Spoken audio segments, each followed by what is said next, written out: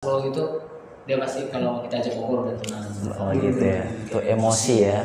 Kalau Nathan ada? Kalau aku sih emosi ya merupakan ungkapan dari apa yang dipikirin seseorang sih kan. Pikiran orang beda-beda, tadi ada yang marah, kalau marah kan pasti langsung teriak gitu, mungkin omongannya kasar dan lain sebagainya. Terus kalau yang lagi senang ya emosinya senang, gembira, ketawa-ketawa kan gitu, bermacam-macam sih kalau dulu. Iya.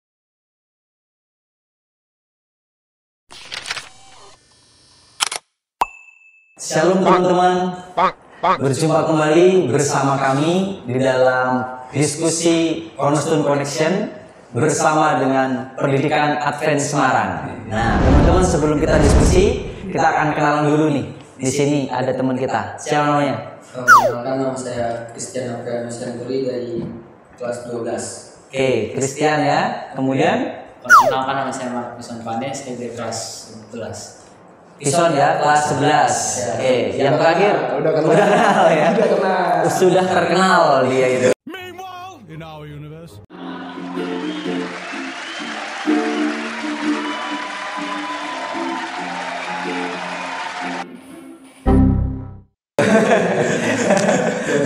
Oke teman-teman, kita pada saat ini akan diskusi di dalam pelajaran yang ketujuh ya.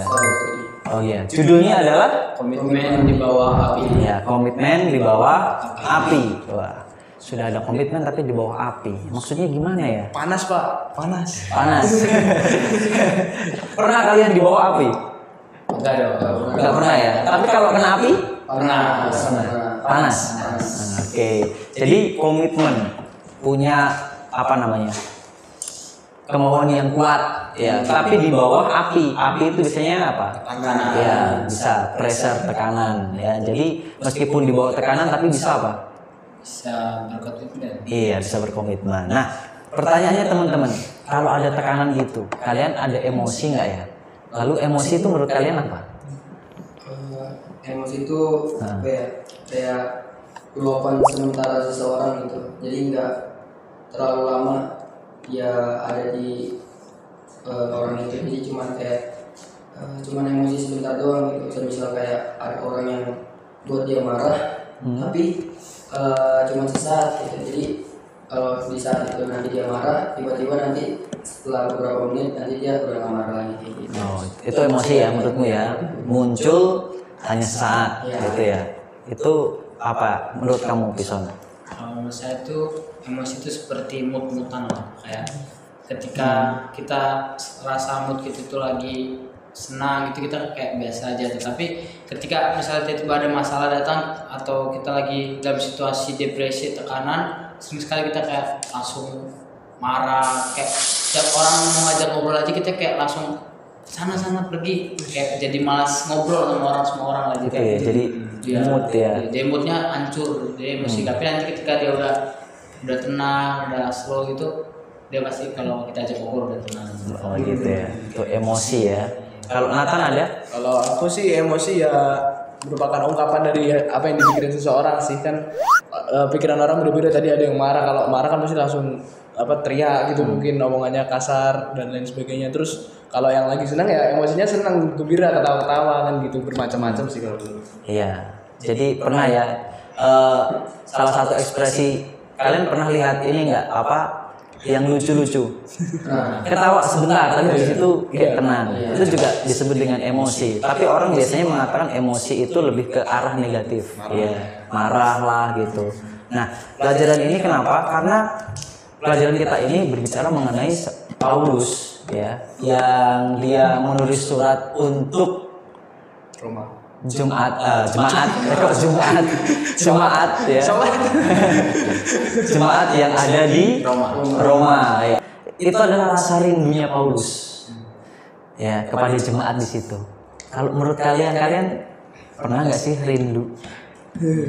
Nah, kalau menurut kalian rindu itu apa? Kalian pernah rindu nggak? Pernah. Christian pernah rindu? Sama siapa? Rindu apa rindu? Rindu itu apa atau pernah rindu? Rindu itu apa? Kalau menurutmu? Ya rasa kangen Kangen. sama orang yang pengen kita jumpai gitu.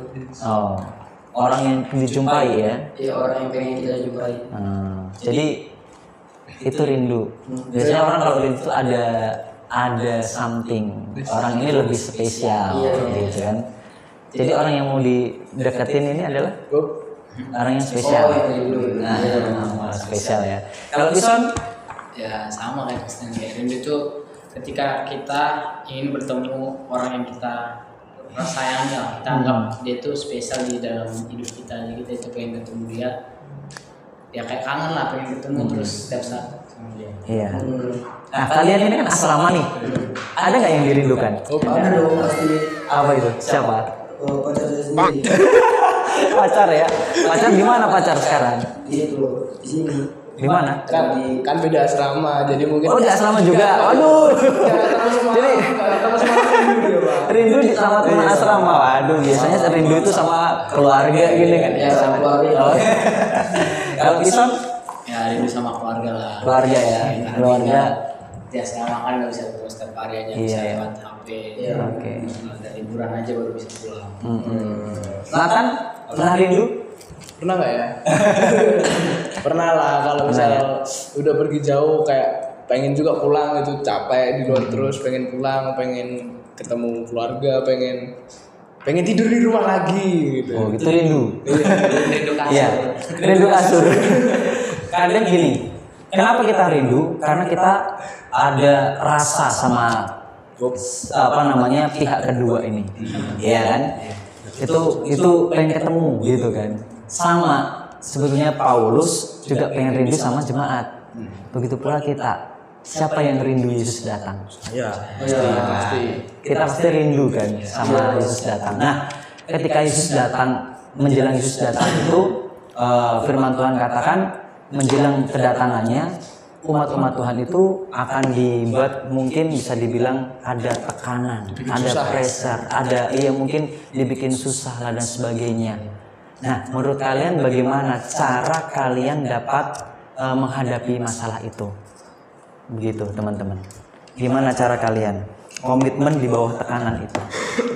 Bagaimana? Kan judul kita kan komitmen di bawah api. Nah, bagaimana? Kalau dari saya sendiri, ketika akhir zaman itu kan banyak banget nabi-nabi palsu, banyak banget tekanan. Ketika itu disitulah dimana diuji iman atau komitmen kita. Apakah kita benar-benar berkomitmen dalam hidup kita untuk melakukan hal yang kita sudah pelajari dari kecil atau hal yang menurut kita itu baik, ataukah ketika ada tekanan kita langsung plan plan. Jadi kayak aku nggak mau nanti dikejar-kejar atau aku nggak mau susah, aku maunya hidup tenang damai di dunia ini. Jadi dia ngikut-ngikut aja, kayak kalau misalnya nggak boleh menyembah tidak boleh bergereja, dia juga nggak boleh gereja. Jadi kayak dia nggak punya komitmen lah dalam hidupnya, jadi cuma ya ikut-ikut jalur hidupnya. Oke, bahasanya berat ya. Takut. Anak pendeta sih nggak kaget. Oh, anak pendeta. Iya. Untuk yang sederhana, kalian pernah nggak mendapat tekanan? Pernah dong. Ada pengalaman Christian? Ya, Apa itu? nggak jauh-jauh dari waktu itu sih, maksudnya kemarin Agak keras suaramu biar kedengar. kan kemarin kita habis bertanding basket, terus pastinya kita tertekan gitu, harus latihan sekuat tenaga, harus ngeluarin kemampuan kita yang kita bisa, dan pastinya kita punya tujuan dari tekanan tersebut, yaitu kan juara pastinya. Oh, jadi di dalam pertandingan ada tekanan, tapi tetap berkomitmen supaya tetap juara. Oh gitu. Kalau Nathan ada? Tekanan. Ya, gimana ya, ketekanan ya paling yang saya rasakan ya ketika ini aku ada tugas praktek, tapi arahnya ya nggak jelas-jelas banget ya, masih abu-abu nggak tahu gimana, tapi deadline-nya udah mepet, nah bingung tuh kayak gitu. Kan itu tekanan ya menurutmu ya? Tertekan lah. Nah, ini mau praktek kayak gimana, yang di videoin apa, Tapi kan sudah ada ininya, apanya? Iya, tapi dikasih. kan masih abu-abu Pak. Ini maksudnya gimana? Nanti kalau gini salah enggak? Nanti revisi lagi gitu. Ya, ini bagus tadi Christian pengalamannya. Sekalipun ada tekanan di dalam permainan itu, tapi dia tetap berkomitmen untuk bagaimana bisa menang. Nah, ya kan. Firman Tuhan ini juga Injil itu harus tetap disampaikan meskipun ada tekanan. Nah, itu dia. Injil tetap harus kita sampaikan meskipun ada tekanan. Nah, ini penting ini. Makanya pelajaran kita ini sebenarnya fokusnya ke sana, yaitu bagaimana cara kita tetap menyampaikan kebenaran walaupun ada tekanan dalam hidup kita, gitu. Sama seperti yang dikatakan oleh Tison tadi. Jadi, teman-teman sebagai anak-anak Tuhan, kita harus tetap kuat di dalam tekanan ini, tetap menyampaikan kebenaran. Ya, kadang di kelas ada tekanan tuh dari teman-teman. Kalian harus menyampaikan yang benar, tapi kalian takut karena teman-teman nanti takutnya apa? Nggak nemenin kita, jauhin kita, gitu. Itulah makanya kita harus tetap berkomitmen. Gitu. Ini menjelang kedatangan Tuhan, kita harus lebih kuat sebagai anak-anak Tuhan, sebagai anak-anak muda. Inilah pelajaran kita. Kita akan tutup dengan doa. Kita minta Tison pimpin kita dalam doa. Mari sama-sama kita bersatu berdoa. Bapa kami yang di surga, saat ini kami sudah belajar pelajaran Tuhan, berkati apa yang tadi kami telah pelajari bisa kami terapkan dalam kehidupan kami Tuhan. Kami sudah belajar untuk berkomitmen dalam di bawah tekanan. Engkau bantu kami dalam setiap masalah-masalah tekanan kami. Engkau sertai kami dalam setiap jalan kami supaya kami bisa menjadi anak-anak Tuhan yang selalu berada di jalan Tuhan. Ini kami selesai dalam nama Tuhan Yesus kami berdoa. Amin. Amin. Terima kasih Tison untuk doanya. Kiranya kita terberkati. Kita tetap memiliki komitmen meskipun tekanan ada di dalam hidup kita. Oke teman-teman, inilah pelajaran kita, pelajaran yang ke-7. Kita akan berjumpa di diskusi yang berikutnya. Sampai jumpa, kiranya Tuhan memberkati kita. Dadah.